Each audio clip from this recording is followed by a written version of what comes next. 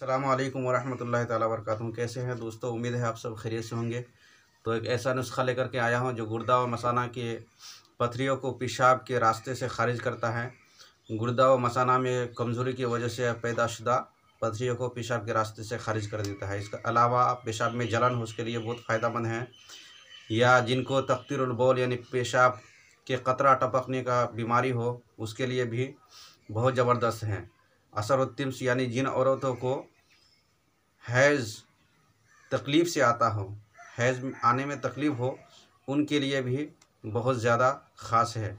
अलावा बहुत सारी बीमारियों के लिए ये नुस्खा इस्तेमाल किया जाता है, जैसे वरम रहम, अख्तनाक़ुर रहम, सलावत रहम, और औरतों को जो बीमारियां लाहिक होती है उसके लिए भी बहुत बढ़िया रिज़ल्ट है इसका। तो इस नुस्खे को आप इस्तेमाल कीजिए और फ़ायदा उठाइए। नुस्खा ये है, सबसे पहले कलमी शोरा लेना है 100 ग्राम। उसके बाद आपको लेना है नौशादर ठीकरे लेना है।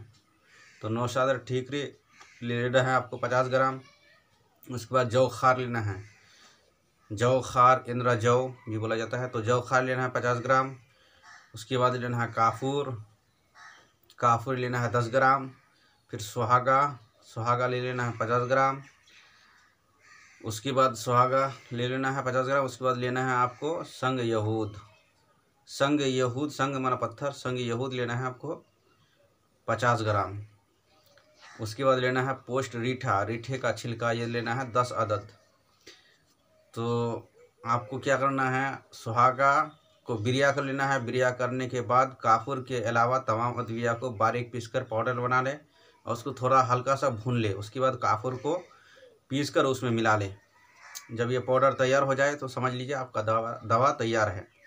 इसका मिक़दार खुराक है 1 माशा से 2 माशा, दिन में 3 बार। तो ये बहुत ज़बरदस्त है गुर्दा मसाना में पथरियों के लिए। पथरियों को पेशाब के ज़रिए से, पेशाब के रास्ते से रेज़ा करके ख़ारिज करता है।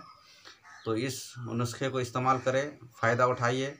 और वीडियो अच्छी लगी है तो दूसरे को शेयर कीजिए, और चैनल में नए हैं तो सब्सक्राइब कीजिए। अस्सलामु अलैकुम वरहमतुल्लाहि ताला वबरकातुहू।